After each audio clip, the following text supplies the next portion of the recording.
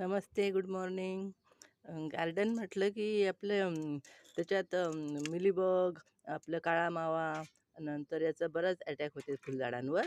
त्यासाठी ते mealybug फुलझाडांवर मिलीबगचा attack झाला म्हणजे काळा मावा आणि ते तुडतुडे वगैरे ते सगळे आजार होतात झाडांना. तर त्यासाठी स्प्रे करणं आवश्यक असते झाडांवर.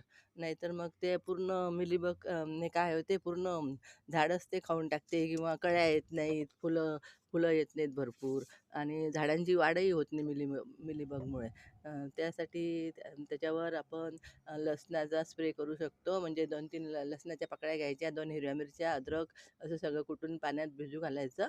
अर्धा 1 तास भिजू द्यायचं ते सगळं. नंतर पाणी चाळणीने गाळून घ्यायचं आणि मग ते स्प्रे बॉटलमध्ये भरून त्याचा स्प्रे करायचा. किंवा आपण खायचा सोडा, तुरटी याचाही उपयोग करू शकतो. त्याच्यासोबत थोडंसं शॅम्पू टाकायचा, एक पाऊच शॅम्पूचा, आणि त्याचाही स्प्रे केला तर मिलीबग कमी होण्यास मदत होते.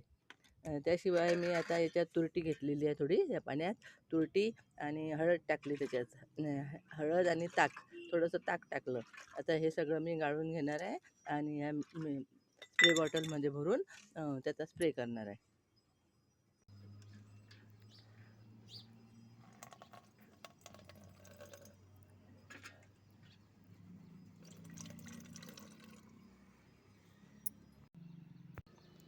पण या प्रकारे हे व्हाईट मिलीबग होतात झाडांवर. आणि हे ह्या झाडांना फुलं येतच नाही मग.